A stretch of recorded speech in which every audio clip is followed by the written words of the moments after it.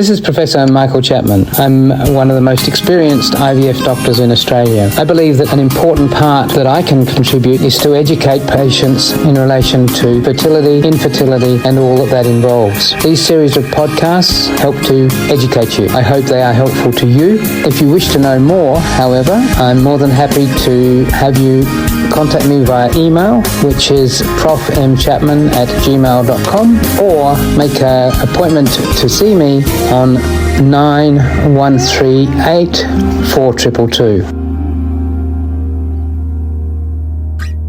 Got 3 questions from SH. She says, does egg quality have to do with anything? What impact does egg quality have? That's my interpretation. Egg quality is predominantly an age-related thing. So even though you may be someone with a low ovarian reserve at 30, the eggs that come out at that point are of a similar quality to those all women who are 30. So it's unusual to have poor egg quality at a younger age. The biggest factor in egg quality is age. I mean, maybe there is some evidence that obesity, cigarette smoking have an impact on egg quality. Certainly we get lower pregnancy rates when women are chronic smokers or very overweight. And then the next question was, is azoospermia reversible? Well, it depends what the cause is. Of all men with azoospermia, probably only 10% can be reversed in terms of producing sperm that can produce a natural pregnancy. Probably in about 40%, we can surgically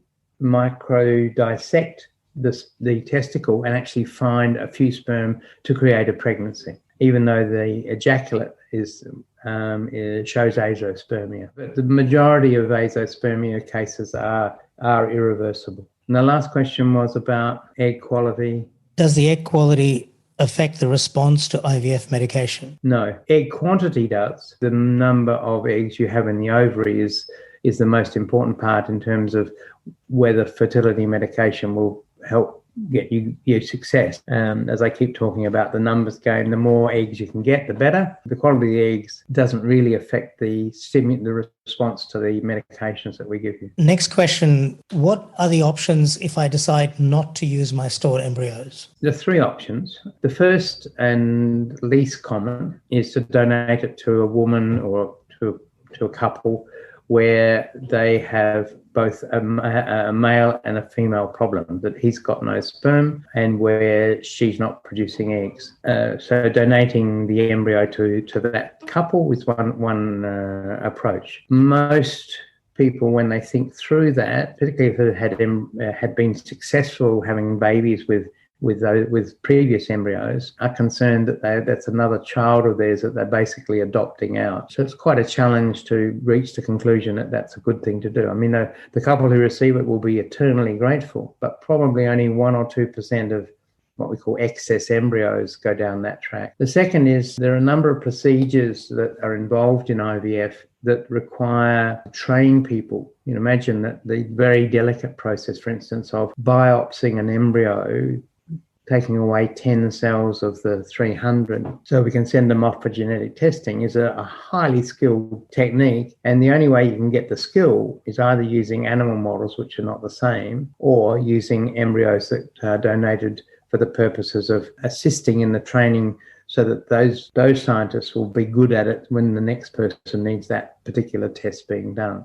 So that's another possible use. Research on embryos is prohibited in Australia, so it is very rare that we actually use them for actual formal research. And the final one, which is probably 96% of embryos, I think we did a survey at nearly a decade ago, and 96% of embryos are basically taken out of the fridge, warmed to room temperature, just put on the bench, and over the next few hours at that temperature, the cells will break down and the embryo's demise will happen. So they're what you can do with if you've got embryos that you don't want to continue to pay storage for. Another question, Prof. How will I be watched during ovulation induction?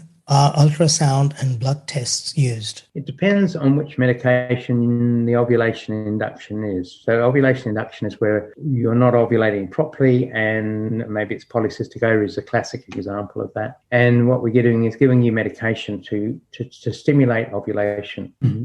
There are two ways, either orally or with injections, to induce ovulation. With the injections, we certainly are worried that your ovary will over-respond to the medication. And so we watch those ones quite closely with ultrasound around day 8 or 9, and then a blood test to show the hormone levels.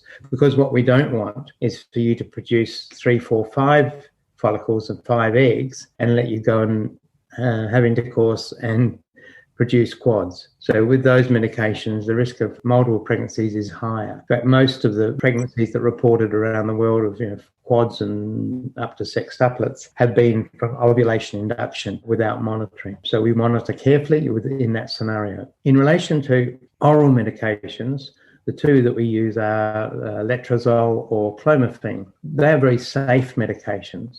The odds of multiple pregnancy are probably only in the order of, with letrozole, 2 or 3%, and with clomiphene around 4%. And so when we use those medications, most of us don't bother doing any monitoring other than perhaps trying to find out the day of ovulation with urine kits. And to prove that ovulation has occurred, measuring a progesterone level on day 21. Got a question from Amanda. She says, I ovulate naturally quite early, sometimes before day 7, but my luteal phase okay at around 12 to 14 days. It's been suggested my body starts a new cycle before the current cycle actually ends. As day 3 of new cycle, I already sometimes have dominant follicle of 12 millimeters or so. I fall pregnant naturally quite easily, but cannot sustain it. Is this all due to my age being 41? How can I stop ovulating so early into my cycle so eggs can become more mature? I don't respond to Cineral spray. I haven't tried IVF yet, as I do fall naturally quite easily, but I do sometimes use IVF meds and try naturally or IUI. Will IVF be more beneficial to me or stick with natural? I have MTHFR gene, so take extra folate, plus I have T-cell imbalance, so clinic has tried immune protocol on me, IUI, and when trying naturally. Partner sperm is great on all tests. IV had 10 chemicals in the last 15 months. Interesting problem. Yeah, I mean, it's a very unusual problem to be regularly ovulating early. It's interesting that the luteal phase seems to be okay, but I suppose what I would be doing is using, once ovulation has occurred, is to give what we call luteal phase support, either through giving injections of pregnancy hormone on 2 or 3 times in that second half of the cycle to promote more progesterone, or actually using progesterone pessaries, and then continuing those once you have a positive pregnancy test. And don't forget that you can access all the previous episodes by going to our website www.theivfjourney.com and select IVF Journey podcast from the navigation menu.